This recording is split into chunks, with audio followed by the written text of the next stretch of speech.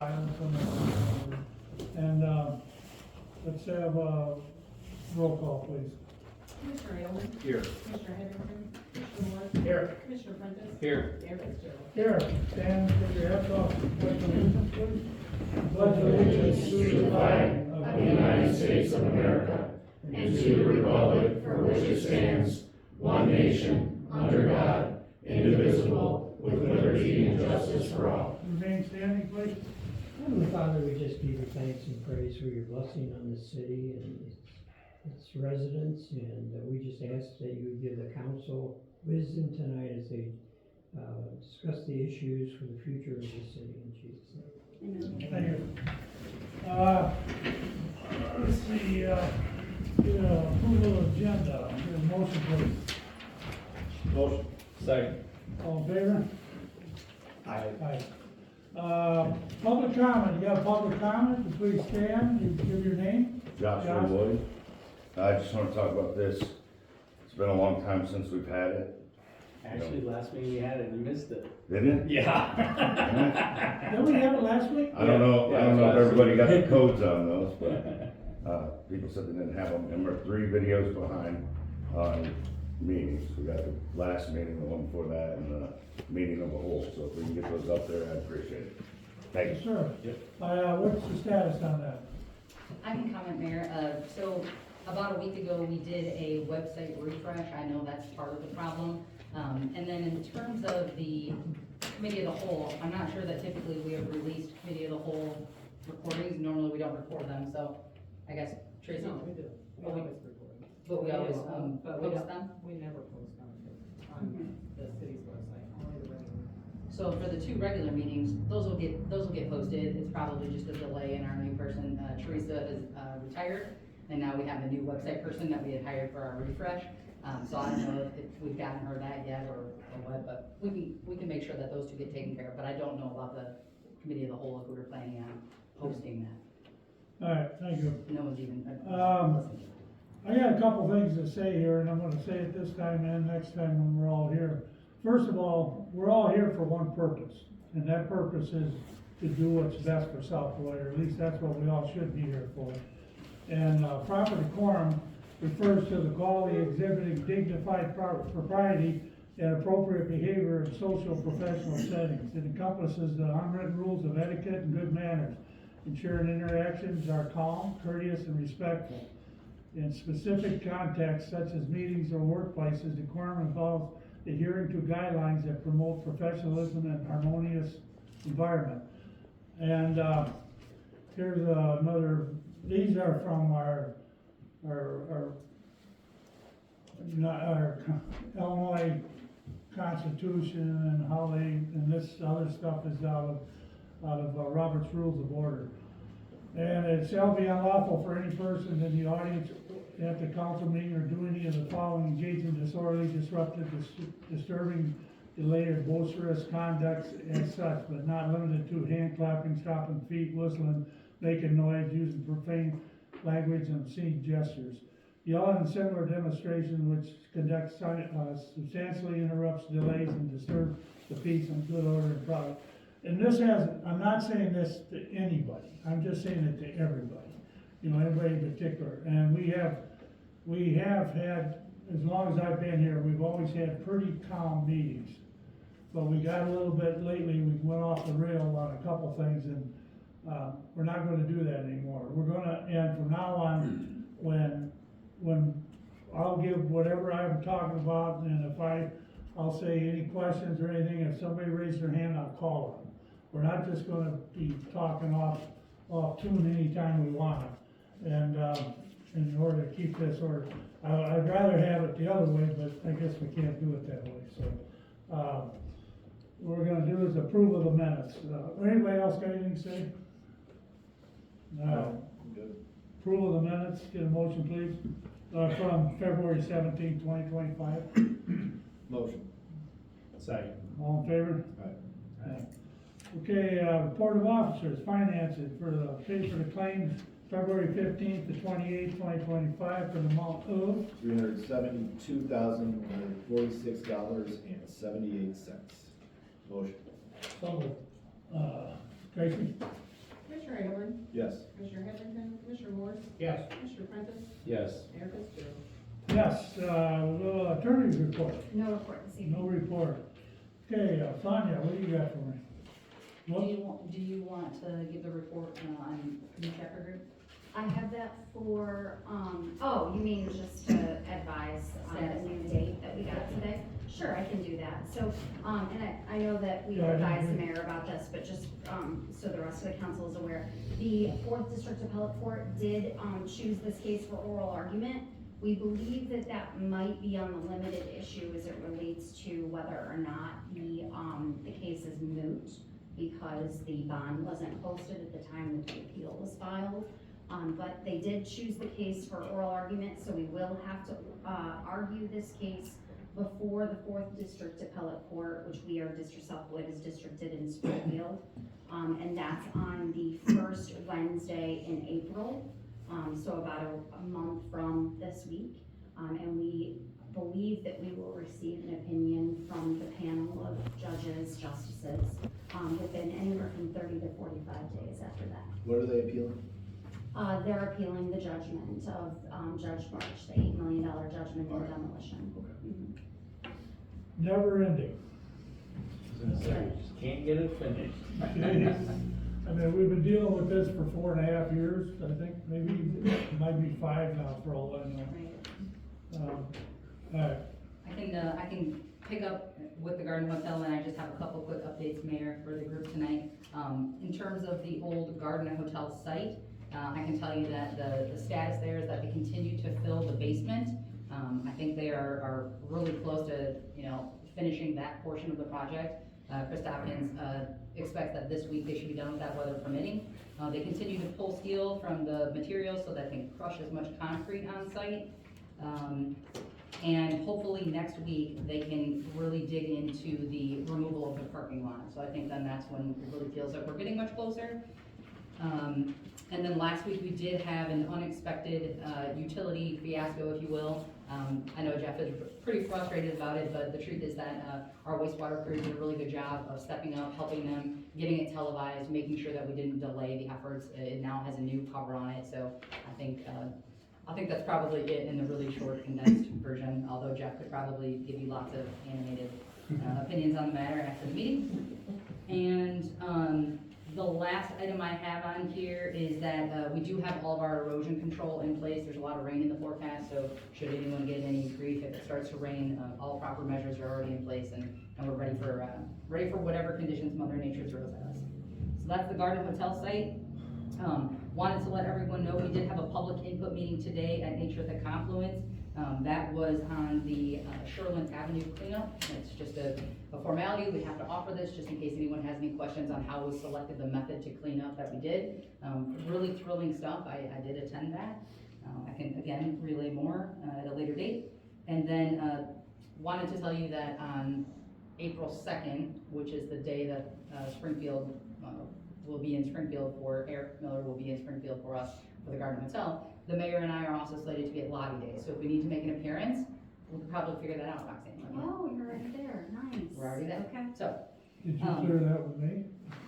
you said yes to Lobby Day. Trust me, you would love to go if we can get in here.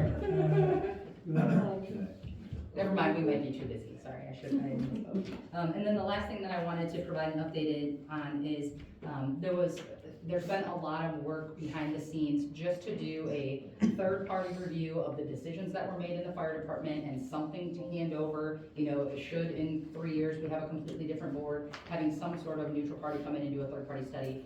I've really had fast tracks with 2 different entities. We are meeting on Thursday with the Illinois Chiefs Association, just to discuss the matter a little bit more in depth with them to see if there's something that they can provide us. And then also, the biggest name in the game that I could find was McGrath. This is exactly what they do. It's the only thing that they do. And we also have a submission for a proposal on their radar as well. So I imagine it'll take a couple of weeks to really narrow down and get the details. But we have a handful of objectives out of 30 that we really narrowed it down, that between the legal team and between the mayor and between Commissioner Morse and between our current chief, that we really all agreed on that were common threads of, yeah, these are the things we should probably take a deeper look at. So It's not that I don't have anything to present for you because I have not been working on it, but both of those tracks are in motion and we'll continue to give you an update as soon as we can. Mike Chambers is here when we get there, but first I will hand it over to Jeff. I don't think there's anything else from here. Wait a minute. Did you want to? Yeah, I just wanted to give a quick kind of statement, again, based upon last meeting, there was some question around the response time to the fire, so I just wanted to address that. On February 10th, there was a large trash fire at the Alter Metal Recycling Facility in South Beloit. The fire department was dispatched to the scene at 1:54, with an ambulance crew arriving 3 minutes later at 1:57. Fire engine 113 was dispatched at 1:56, and that engine arrived on the scene to the trash fire at 2:04, exactly 8 minutes after being dispatched. There were comments on social media discussing response times of around 15 minutes. It's important to note that Alter employees tried to take care of that fire themselves before calling for help. The fact that Alter employees tried taking care of the fire themselves explains this poster's perceived delay from the start of the fire to the time they saw a fire truck responding. Again, that fire truck response was 8 minutes. There was a social media post made hoping that councilmen responsible for making this fire staffing decision sleep well. While I doubt that's a genuine concern about my or any other council person's sleep cycle, I'm happy to report that I sleep perfectly fine at night with this decision, and here's why. This large-scale trash fire and smoke plume was visible for miles, probably one of the largest fires ever in South Beloit, at least in my lifetime. When this trash fire began, the facility that caused this fire again tried to combat it themselves, allowing this fire to grow quickly and placing our fire response behind before they even knew about the fire. Once the facility finally called for help, a fire truck responded within 8 minutes and began working to extinguish this fire, taking full control of this large-scale trash fire within minutes of their arrival. The response was swift and ended this trash fire quickly. The same post, hoping councilmen are sleeping well, also implied that the trash fire will somehow make councilmen wonder if this fire is going to be my fault. Trying to place blame for a fire the city council did not cause at the feet of the city council is grandstanding at its finest. The city council can't control what catches on fire in South Beloit any more than a football coach can control if a player is injured on the field. In both instances, a fire or a football player being injured, the city of South Beloit and citizens can rest assured that they are receiving a better than before, higher quality professional response each and every time. I also personally had the need to rely on our EMT response in the past few weeks and couldn't have been happier with the quickness and professionalism in which they handled my call. I can continue to be proud of the improved emergency response from the city of South Beloit. The response the city provided along with the town of Beloit and the city of Beloit, not only in my professional situation, but also in this large trash fire, only proves that it was the right one. That should help anyone sleep better at night. That's all. Alright, now I gotta say something. No, I put this away. This is something that I've had for a while. It's a note from your mayor, me.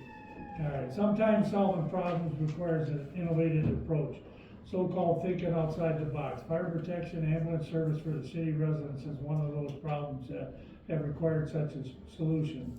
Safety of the city residents is critical importance to this city council and staff. The city shared the same struggles as nearly all state of Illinois fire departments have to maintain sufficient full-time, part-time, paid on-call staff 24 hours a day, 7 days a week. The problem has been in the making and was the subject of numerous committees, city council meetings in several years, and as well as a report from the outside consultant and evaluations in the city's dilemma back in 2016. In order to ensure protection and provide its residents with fire emergency medical services, the city of South Beloit, after much study and debate, entered into an intergovernmental agreement with Beloit, town of Beloit, and began in October 2024 with the town of Beloit to guarantee fire, EMT, paramedic staffing around the clock at the South Beloit Fire Department. This regional fire department approach provides resources from several different stations, training and equipment to serve the South Beloit region. The city is aware of the importance of fire, EMT, paramedic services. When these services are needed, time is of the utmost importance. Since the implementation of the IGA, the town of Beloit response times have fallen. Residents can rest assured that there is no need for the fire, that there is a need for fire, EMT, paramedic services, and response 911 call is minutes away. Now, following the approval of the IGA, the city has the ability to respond calls immediately with full-time staff manning the city staff around the clock, as well as additional engines, ambulances from Beloit. This regional effort is working and others are noticing. Recently, responding emergency vehicles on the scene of a fire alarm at one of our local elementary schools was just over 4.5 minutes after the 911 call came in. Thankfully, it was a false alarm, but the response was fast, efficient, and equipment and personnel were en route just in case a fire emergency had existed. NFPA standards 1710 establishes 60 seconds turnout time, 240 seconds time travel, together with 300 seconds or 5 minutes first response time. Benchmark time goals, but not less than 90%, for not less than 90% of the dispatch incidents. The city of South Beloit has taken every step to protect its residents in case a fire was to break out in the city if there is a need for emergency medical services. Recently, however, many posts on social media by the individuals without the facts have attempted to cast doubt on the services being provided and or response time of the city staff. These posts are inaccurate and are an organized effort to spread misinformation. The city finally believes that the fire EMT paramedic coverage in place throughout the IGA and the town of Beloit provides safety for all residents. Residents can rely on fire EMT paramedic services being there when they are needed. Should you have any questions about the service being provided and response time, please contact staff for further information. I've had that for a while. I wanted to say it, but since we're at it, we might as well talk about it. But anybody else have anything, and we'll continue. Sorry to interrupt. It's okay. Take it away. Nothing like it, getting in the sewer now. That's really gonna be hard to follow up. No, I get it. It's okay. Usually I talk about flows, and our flows are very tight. This report, between 1.8 million and 2 million gallons, I would attribute that to the cold weather, the fairly dry weather, and once we had some precip with snow, the ground was frozen, it wasn't getting into our sewers. So that would be the reason for that. We've also worked, this is gonna flow a little bit odd, but I put it as we came to these items in the order that they started out with. Back in the end of December, I met with Huber at the treatment plant on the 30th and 31st. We've been having trouble with the sludge press with a specific component. They've narrowed it down to a drive and a motor. All the work that they've done and all the efforts they put forward have not been on our cost, but on their cost. So please don't think they're leaving us with a bill that we will have later in life. They're still working through the problem, even though it's, for the sludge stuff, I think it's working close to 3 years since we started having those problems. We have some mixers out, and I didn't put that in here. We have some mixers out that we're working on getting repaired. Obviously, 2 meetings ago, we approved those repairs. We've been fighting ice in the digesters.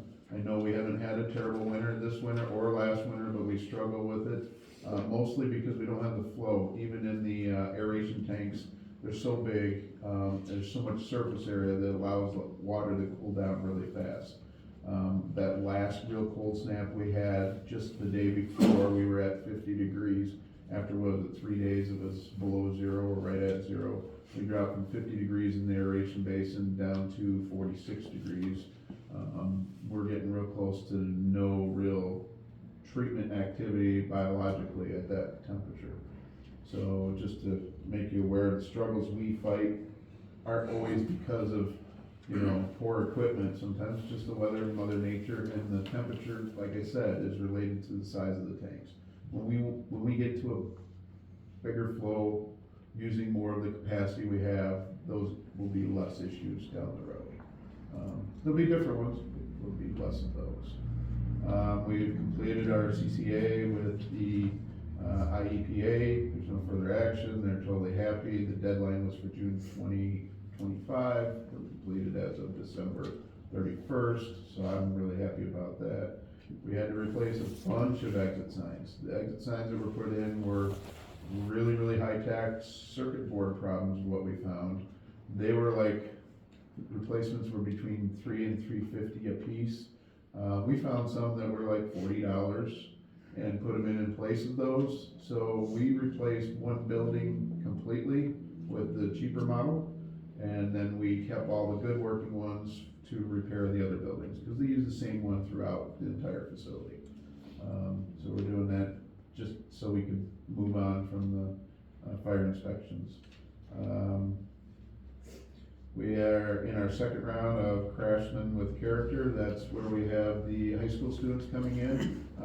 So we had 2, and then we're on our second group of 2. Steve's been working with them, and I've been working with them. I set them up for different experiences in my office.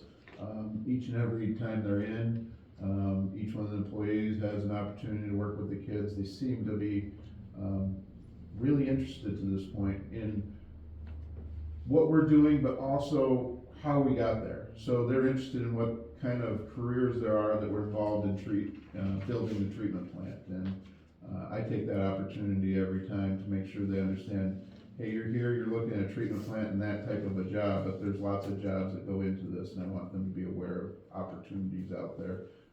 I'm guessing some of them are gonna go into college, but some of them may not, and I want them to be thinking about opportunities future. Spent some time with Fair Graham one afternoon. It was a long day. We were working on projects that I had in mind. I had actually 6 deep in my mind, and I've come up with 2 more since then. It really helped for me to release that information out and share it with Fair Graham, to give me a kind of a proposal to create shovel-ready projects in the future. That allowed me to open up some other thought paths. I've also been working on trying to come up with some other revenue sources for our treatment plant. I know we could use the extra money coming in to help aid in payments. I haven't settled on anything, and I'm excited looking into it. I just don't know if it'll pay any dividends or not, but that's not my responsibility. I went to Rural Water. I wasn't here for the last meeting. It's like I missed a lot. At Rural Water, usually I'll have a couple of home run, maybe 1 or 2 home run speakers, a couple of duds, and most of them you get a little bit, but not always a lot. I had several really good home run speakers talking about PFAS and phosphorus, 2 hot topics in the wastewater industry. We've had a manhole we found on 251 that was damaged, and the odd part is it wasn't broke up and down like you would think it would. It was sheared off parallel with the manhole lid. I have no idea. I've never seen one like that, and I'm pretty sure nobody else has. All we've done is pieced it back together and covered it up so that nobody could get in there and get hurt. But we'll get a new lid out there now that it's warmer. We'll get a new casting ring and lid and everything, get that straightened around. I spent a lot of time through the winter months here with 1118 Hayes, who had a lot of water coming into his basement. Thought he had a plugged sewer. Turns out that we had a broken water main over on Hayes in the new section that was hard for Illinois American Water to track down, and it took them the better part of a month to find it and turn it off. Since that's taken place, he no longer has water coming into his basement. So lots of time spent there. Julie is the digger hotline in Illinois. Everybody calls to get things located wherever they are. There's some new rules that took place as of January 1, and there'll be new rules taking place in 26 on January 1. But I was able to have a couple of trainings online, but also my workers went to the Julie Dig training where they actually go in person and meet with the people that do the call center, talking about the new rules. So we're transitioning into doing it a little differently. We have a tablet that we're using that has all of our locate information as far as where sewers are, storm sewers are, And now our electrical street light, or traffic light signals are gridded in there, so we can mark them the best we know how. And then we can take pictures with that tablet as well, so we can document what we did at the end of that, each locate.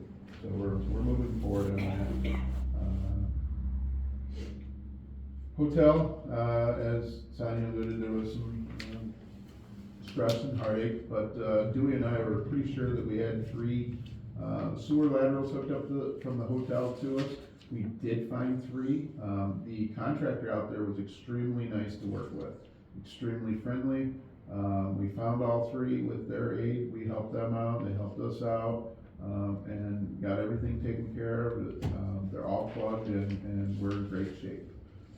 There was just a lot of other things that could have been prevented but weren't, and we helped because they wanted to help us. We helped them, and we got it all taken care of without any change orders or any extra true cost to it.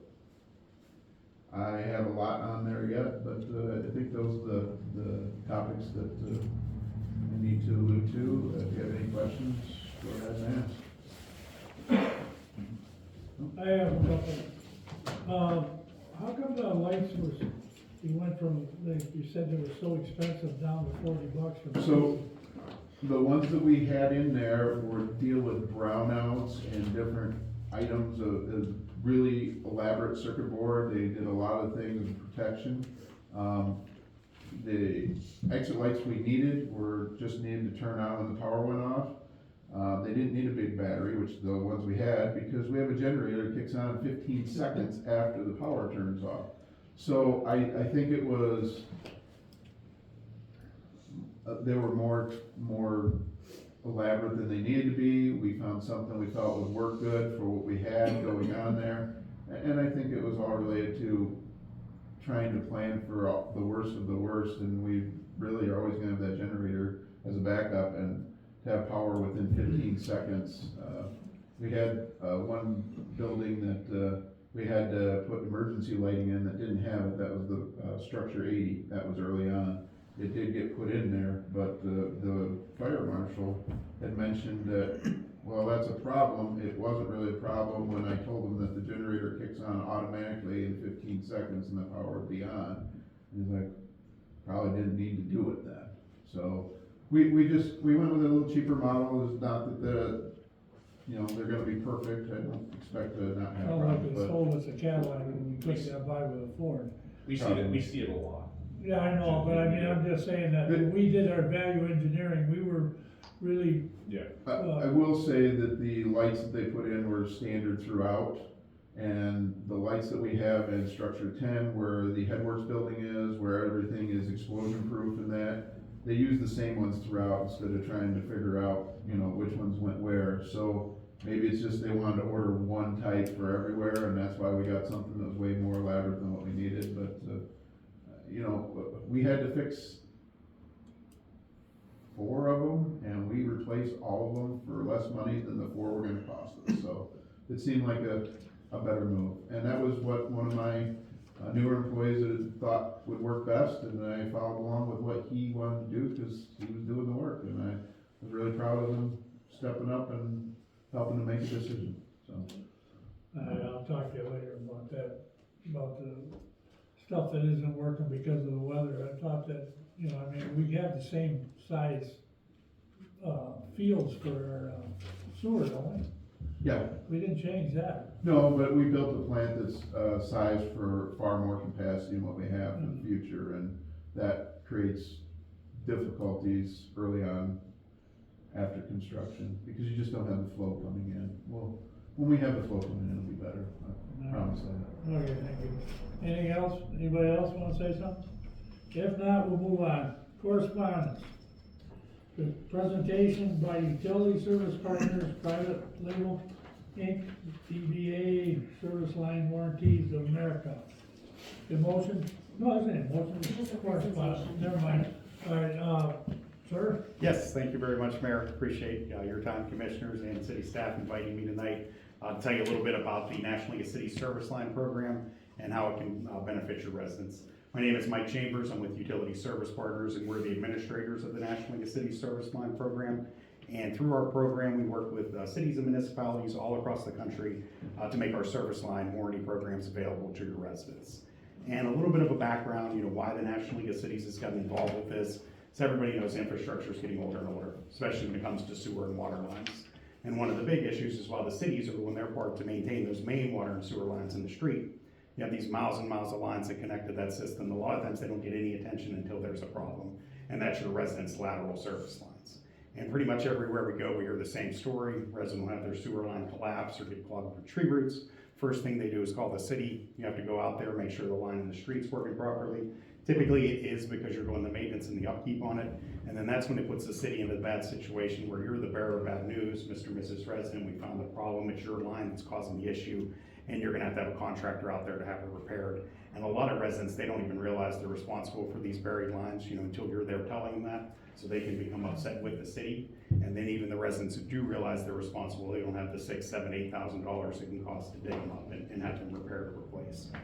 So that's where our program comes in. First off, it's an educational program. We do a free public awareness campaign to all the homeowners here, just letting them know these lines are their responsibility. Also give them tips on what they can do to keep things working properly, don't put grease down your drains, that sort of thing. And then secondly, is give them an opportunity if they choose to purchase a warranty to cover them in case something does happen to these lines. Now the nice part for the city, it's a fully turnkey program. We handle all the marketing, all the billing, all the customer service, all the claims. There's no cost or anything for the city to participate. And then we do have the option of sharing a portion of the revenue back with the city if that's something you're interested in. As for your residents, the nice part is if the city does decide to participate, it's nothing that they're forced to take. It doesn't go on their bill or anything like that. It's just simply a program that's available that they can enroll to cover themselves if they do choose to. We'll make 3 products available for them. The first is the external sewer line coverage. That'll cover their whole sewer line from where it enters the home all the way up to the main. Covers everything from a simple clean out, something gets flushed down there, there's tree roots, just needs to be rooted out, all the way up to fully replacing that line, even repairing any kind of concrete, so if the street needs to be disturbed or sidewalk or anything like that, all that's covered for the residents too, so there's nothing out of their pocket for that. There's no deductible on that program, there's also no service fees, and we don't do any pre-inspections, so all the residents are eligible to enroll. We'll also make the external water line coverage available as well, and that'll cover their whole water line from where it enters the home all the way to the city's connection, whether that's the curb stop or the main, that sort of thing. And then once again, no deductible or service fees. And then the final product is the in-home plumbing and drainage, and that just kind of completes the coverage. That'll cover any water or sewer related issue inside the home, as well as faucets, toilets, anything like that. When the resident has an issue, all they do is make one call to us. They don't have to call the city or anything like that. We have a 24-hour a day, 7-day-a-week US-based call center, always answers with a live person. They'll talk to our agent there, file the claim, and then we dispatch the job to a local licensed plumber. It's another big benefit of the program as well, as we only use contractors from here in South Beloit to do the work.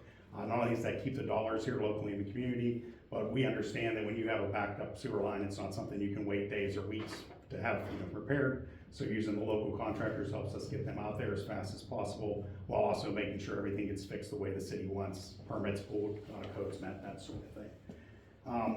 Now, as for the way we market the program to your residents, I always get the question, are our residents gonna get annoying phone calls and things like that?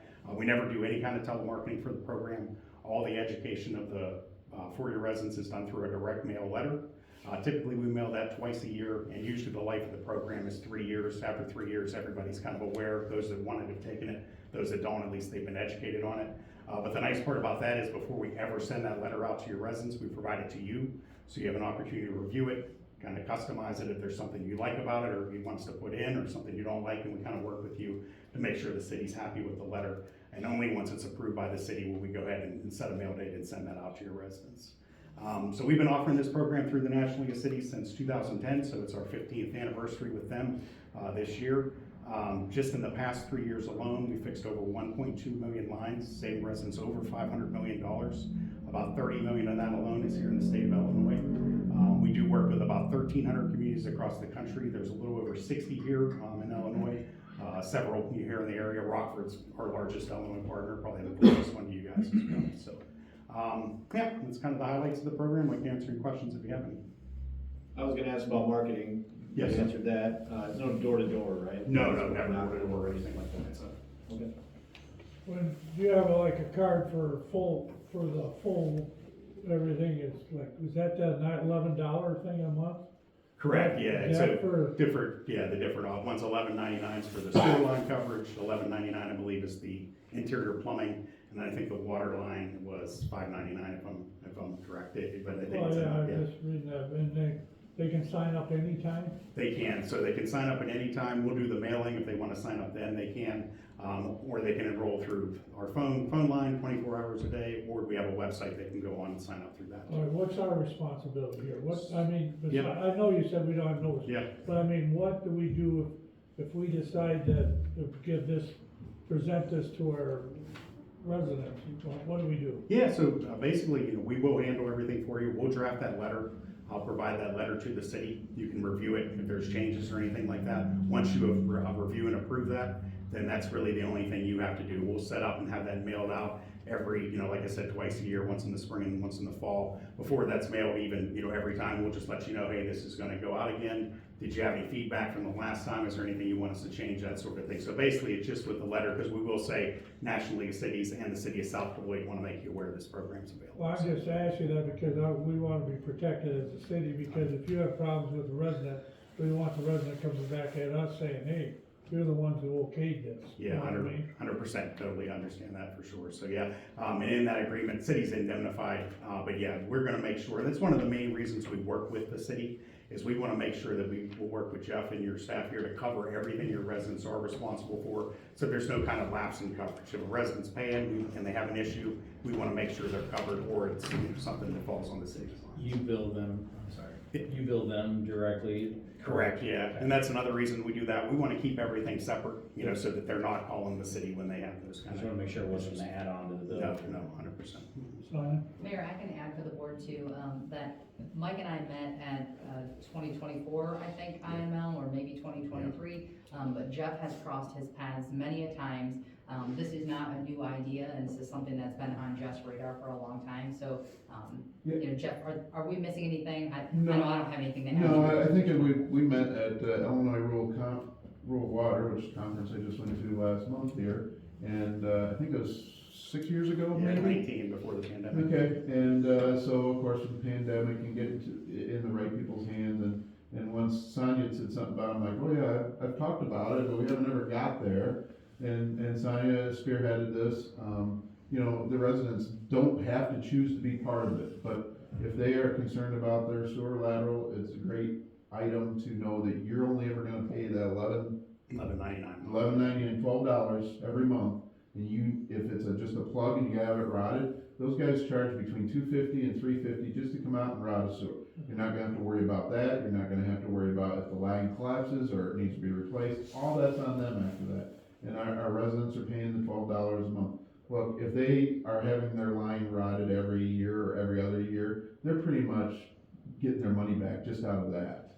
And I think it's a good program. I checked a while back with a couple of places that had it, and they really loved the program because it kept us from going out to deal with a sewer backup that was not typically, as Mike said, it's not typically in the main, it's usually in the lateral, and that's what most of the places told me. It was great because now the city wasn't viewed as the bad guy all the time, which is good for each and every one of you too.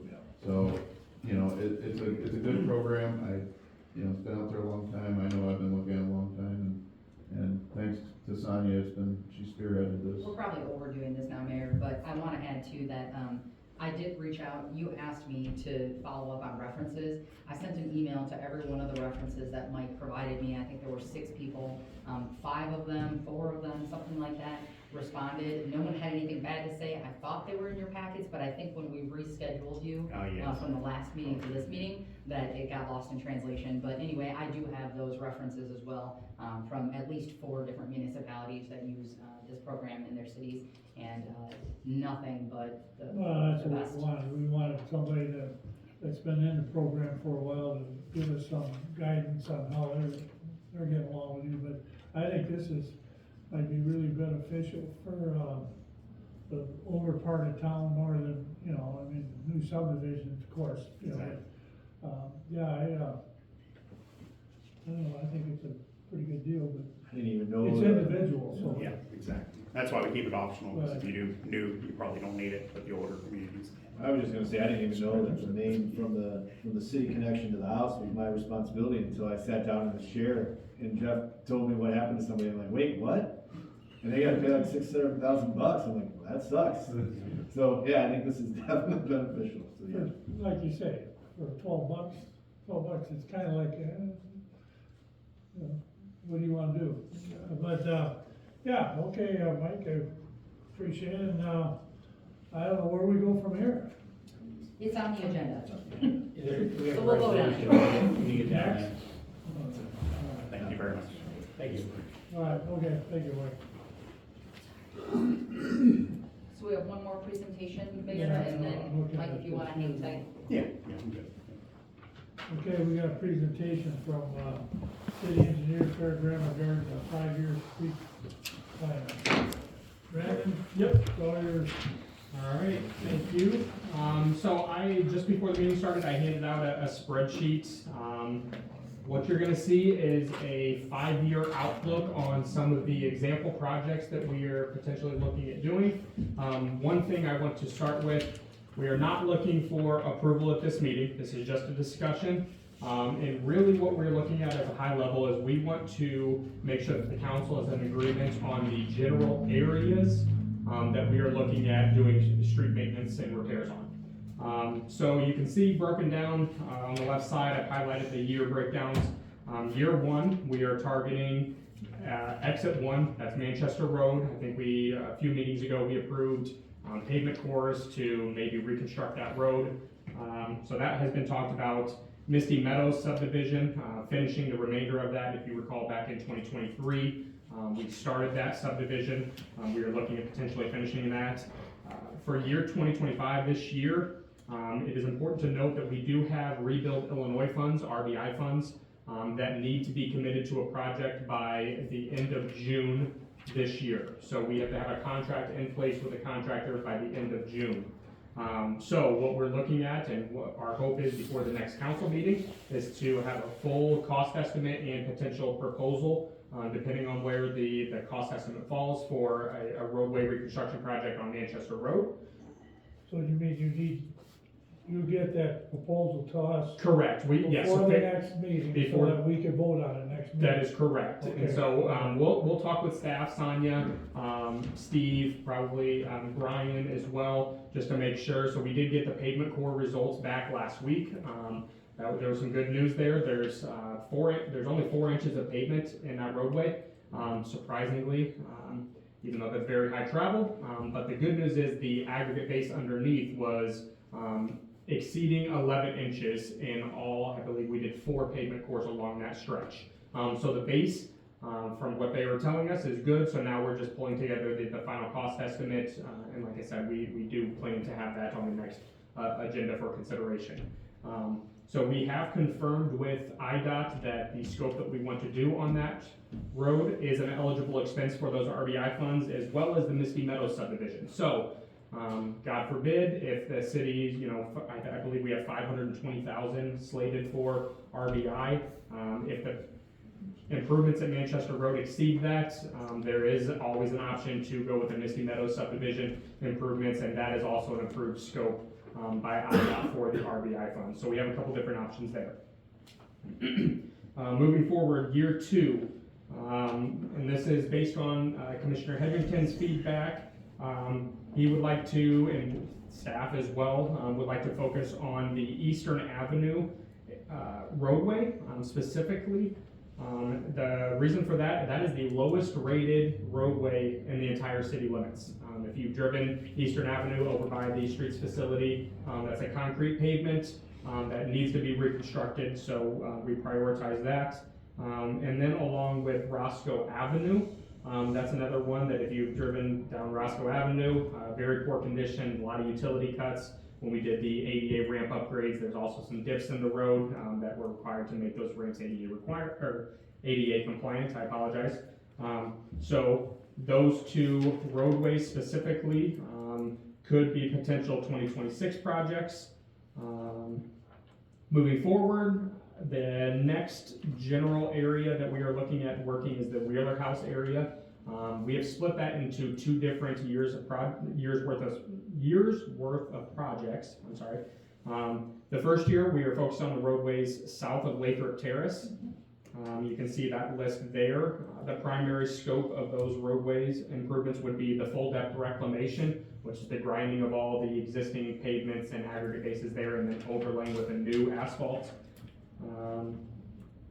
The reason that we can do that scope, it guarantees a 15 to 20 year life of the pavement, but it is not a curb and gutter roadway, or none of those are curb and gutter roadways, so we can get away with that overlay and not affect the curb placement.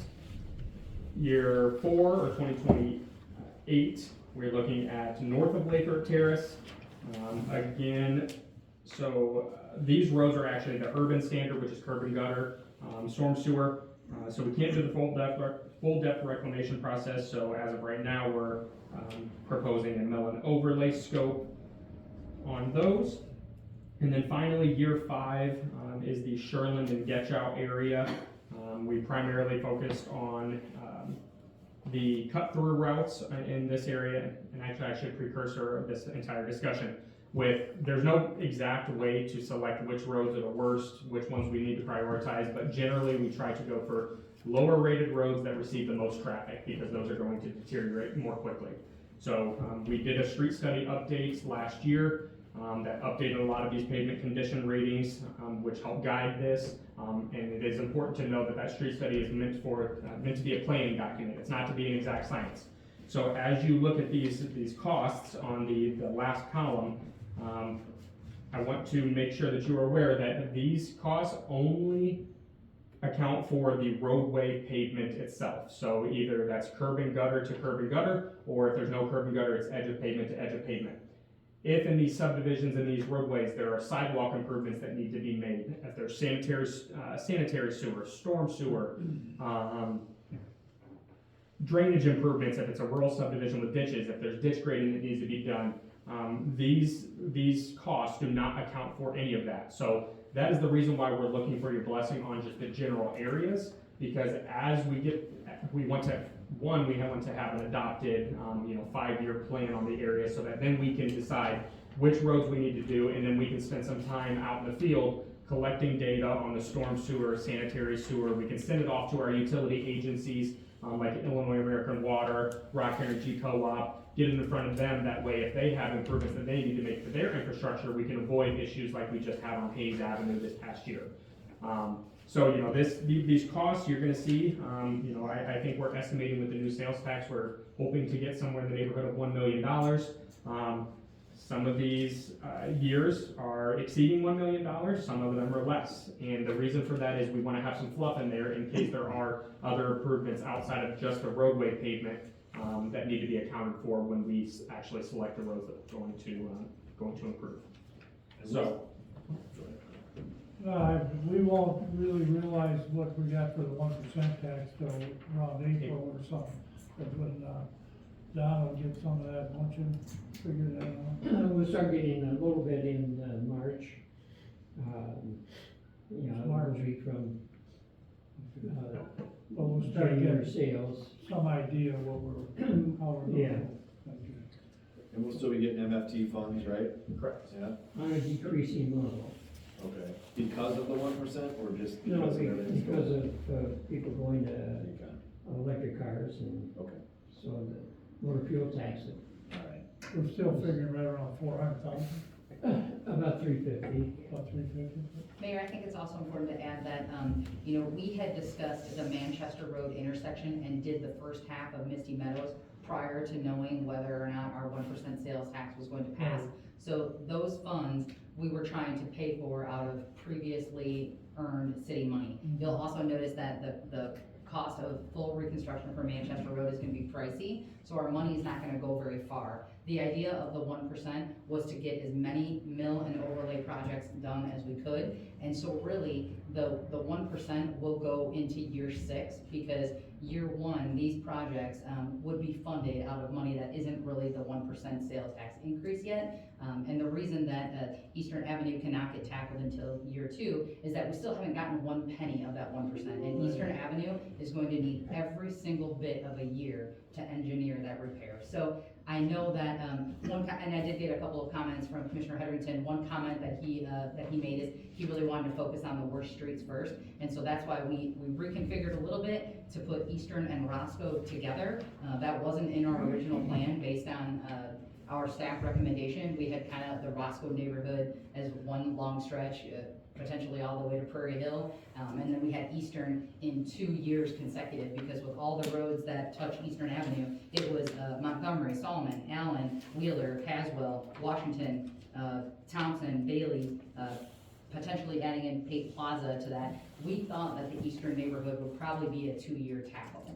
So because of Commissioner Heatherington's recommendation, we did change that a little bit and put Roscoe in there because he wants the worst roads done first. But originally, our staff recommendation was to try to tackle it into neighborhoods to reduce cost of mobility, et cetera, et cetera. But if we get this 5-year firmed up and the board commits to, also these weren't just dreamt up and they weren't only based off of our street study. The street study recommendations fed what we told the community we were going to focus on if we got the 1% passed. So as soon as this gets passed, my hope is that in a year, we would come back to you and say, okay, we're dreaming now, but if the 1% passes, let's drill down the project 6 years through 10 years, so that we can be a little bit more anchored down and not change our minds, because we learned a pretty valuable lesson this year with Hayes Avenue, with rushing things and not giving Illinois American Water ample time to change any laterals in the neighborhood. P.S. These are old neighborhoods. Eastern Avenue, all those roads I just rattled off, the same between Sherland Avenue and Route, they're all gonna have old laterals. So if we don't give enough time to Illinois American Water to replace as many laterals as need, they're gonna be cutting 6 times into our brand new Hayes Avenue, just like they did this year. Some stuff to think about, but feedback welcome. Sorry, Brandon. And so yeah, oh, go ahead. So the whole Eastern Avenue neighborhood will be done by the time we're through this, it looks like? So that's gonna depend, because there is some sidewalk in that subdivision, that needs to be accounted for. I'm just talking streets, just the street. Generally, I believe that all of the eastern, If we do Roscoe Avenue with the year 2 plan, it's not gonna get all of it. yeah. And so, so as you do more, so Eastern Avenue, if we're reconstructing, that cost could jump up higher than what we have, here. Again, that's sidewalks, that's curb and gutter, that might need to be replaced. But it does account for most of the roads. Now, there are some roads over in that Eastern Avenue area that have already been done in the last 5 to 10 years. So I think Lathrop Terrace was one. Let's see, I know Wheeler, Clark,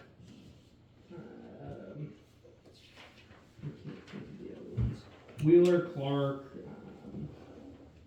Pershing. So there were a few that have already been redone, that aren't warranting, basically, at this time, maintenance. So that's something that once we come back to you with an updated plan, me personally, I think it would be beneficial to have maybe some numbers back from the 1 cent sales tax before we firm anything up. That way we know actually what we're going to be receiving in future years. But we will have visuals on those.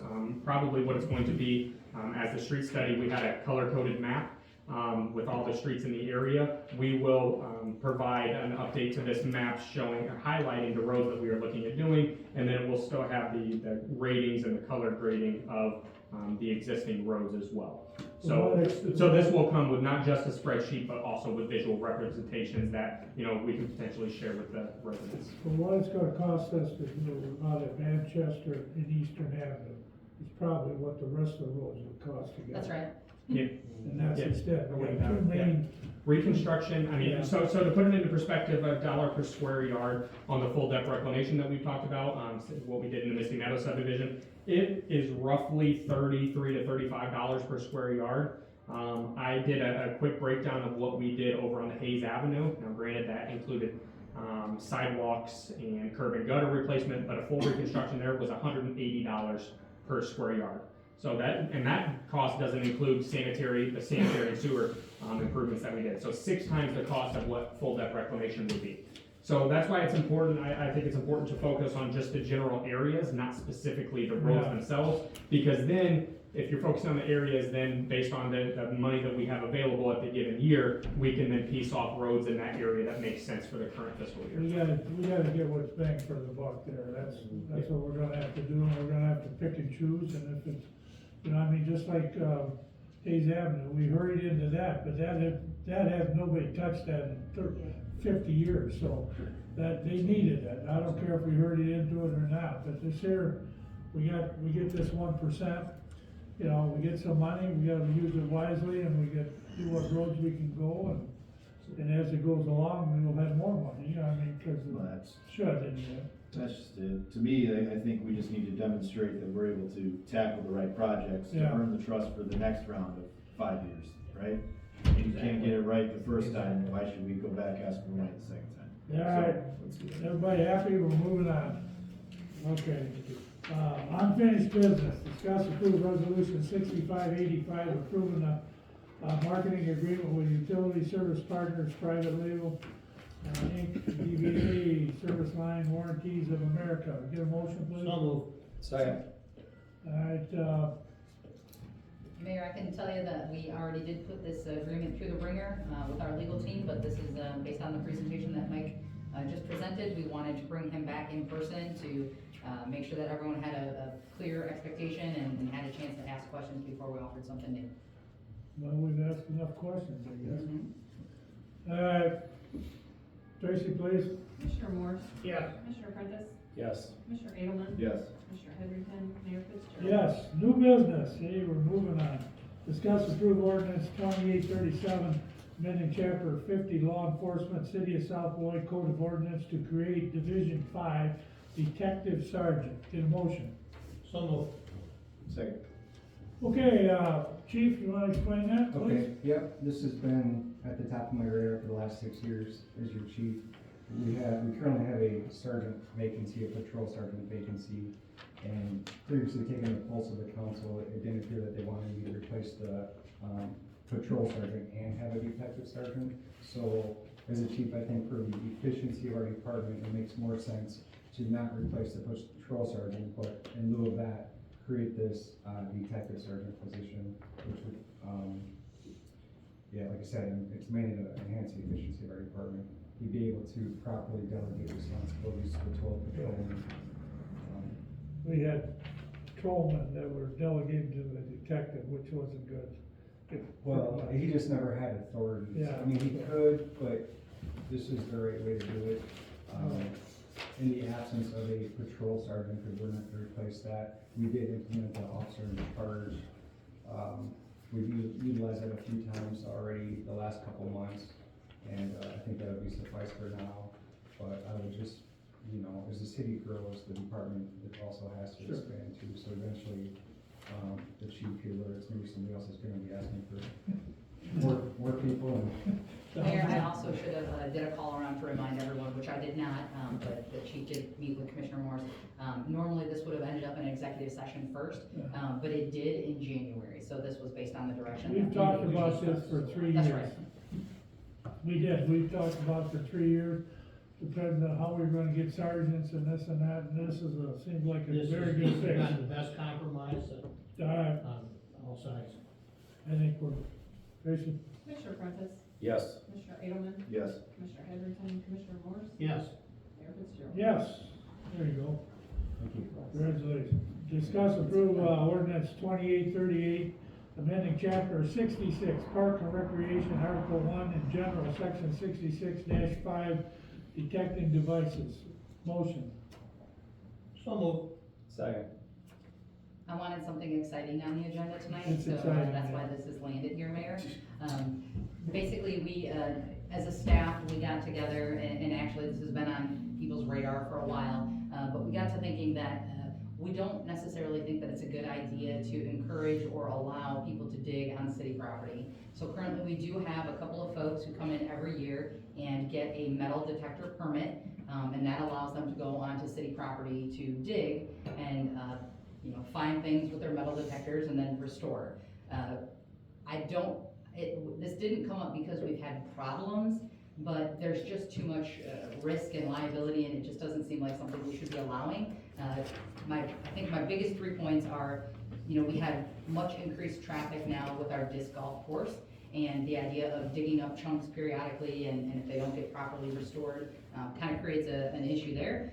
But also, you know, lines are supposed to be buried 3 foot, and they rarely are, so the option of, you know, someone nicking something and not letting us know, could present a huge problem. And then lastly, some of the city's facilities that we own, you know, we don't want to encourage them to go onto these places and dig, and I think, probably the nature of the confluence, you know, we have land there that we have dedicated back to the Native American people, and to send them back there digging, it just seemed like something that wasn't a good idea. So what this is a change in our ordinance that would prohibit that from happening anymore. Discussion? Tracy? Commissioner Aielman, No. Commissioner Heatherington, Commissioner Morse, Yes. Commissioner Prentice, No. Mayor Fitzgerald. Yes. So wait a minute here, what did we vote for? We voted for, do you wanna keep this? You wanna keep it, you vote no, and if you wanna If give, you want to prohibit it. If you want wanna to pass the prohibit ordinance people that from takes being that. able to use detecting devices on city property, yeah. And like parks. I said yes, so I wanna prohibit it. Right. And they said no, so it doesn't pass. It does not pass. It's It's tied. 2-2. It's tied. Okay. Okay, moving on, discuss, approve, ordinance, 2839, authorizing the disposal of certain personal property owned by the city of South Beloit. Motion. Motion. Second. Alright, this is about phones and Samsung and, When we transitioned to FirstNet, we had all new devices. So this is a handful of hotspots, a lot of old cell phones. We have had a couple of employees who wish to purchase their device. I think it was a police officer or two. We have gone through the proper steps if people wish to have their device, but now those devices have been sitting for 2 years. I don't think anybody else wants their old device, and so they should just be destroyed. Tracy, please. Commissioner Morse, Yes. Commissioner Prentice, Yes. Commissioner Aielman. Yes. Commissioner Heatherington, Mayor Fitzgerald. Yes, discuss approve resolution 6603 Memorial Day Parade 2025. Motion. Motion. Second. Who's got this? Tracy, For the Tracy? Memorial Day Parade. I know, I got it right here. This is the get. Want me to read the resolution? Let's get. You don't have to read it out loud. Well, we'll be sponsoring a South Beloit Memorial Day Parade. What's the route this time? Here, there? Permission to close off southbound lane, Illinois 2 from Oakland to Wisconsin state line, so, and we're starting up here, ain't we? Yeah. This is, Always do we're gonna start here all the time from now on. They're just gonna move the divisions Order in which around, they send us it. what order they come out. I know last time, I think we were behind the horses, but that's okay. They did that on purpose. Yeah, I know. Tracy, please. Commissioner Prentice, Yes. Commissioner Aielman, Yes. Commissioner Heatherington, Commissioner Morse. Yes. Mayor Fitzgerald. Yes. Discuss approve resolution 6604, approving the professional service agreement proposal from Fairgrams to provide engineering outsourcing service in 2025. Motion. Motion. Second. Okay, this is to reaffirm the agreement with, between us and Roscoe for Brandon. Right, this would also, Mayor, move to essentially void the previous resolution that was passed on December 16th, 2024, Resolution 6581. As you may recall, we put that in front of the council and had the council approve that at that time because we didn't know if a shared agreement with Oh, that's Roscoe right, was yeah. gonna be possible. Also, this evening, there's a new version of the agreement that was handed out. You'll see various red lines in that document, some of which were, the red lines were made by the Village of Roscoe. The blue lines were suggestions for changes that our office had. So the agreement that we are requesting your approval to would be the new document that is before you, that is redlined this evening. It's possible that there may be a few more tweaks to this document, but the actual terms in terms of the amount of money and responsibilities would not change. We haven't had a problem, we haven't had time to read through this, but, if it's just, you say it's all about the same though, right? It is, yep. Just a further, explanation in the agreement now of certain tasks that Fairground will be responsible for have now been even further outlined. Okey-doke, everybody, Tracy, please. Commissioner Edelman? Yes. Commissioner Heatherington? Commissioner Morris? Yes. Commissioner Prentice? Yes. Mayor Fitzgerald? Yes, discuss approve resolution 6605, approving the bid from DPI Construction, Inc. regarding, ADA ramp and, inlet replacement project. Get a motion, please. So moved. Second. This is, all right, Brandon, go ahead. So this is officially awarding the bid to DPI Construction. If you recall, so we had a bid opening way back in the beginning of December last year.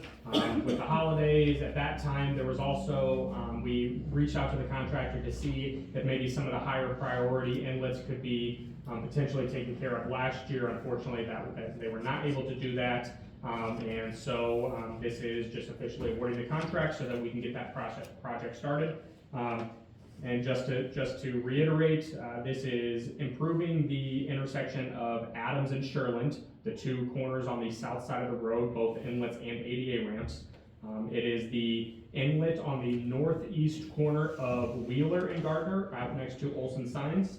That is just repairing the inlet itself there. And then finally, it is repairing the entire southeast corner of South Park Avenue and Gardner, out in front of Tony's, right? And those are 3 inlets and then the ADA ramp there as well. But most of them, 2 of them inlets are because of the heavy truck traffic. So, yes, definitely Wheeler and South Park are, yes, they are unfortunately. And they cut them corners and they run right over our, so it's, Correct. So, you know, I mean, we should be talking to other people about that, the companies that are causing it. yep, so Steve and I have talked, I know we're gonna, especially the Wheeler inlet, we're Yeah. currently working through some things with Alter there. But another thing that we're doing is we specified that reinforced precast structures need to be used on these. Not the traditional block brick and mortar inlets that we have out there currently. So in theory, these will be able to withstand the more weight from trucks and should last a little bit longer. But as part of the Gardner improvements that are supposed to be coming, we don't know when exactly, but IDOT will be reconstructing or doing maintenance on Gardner.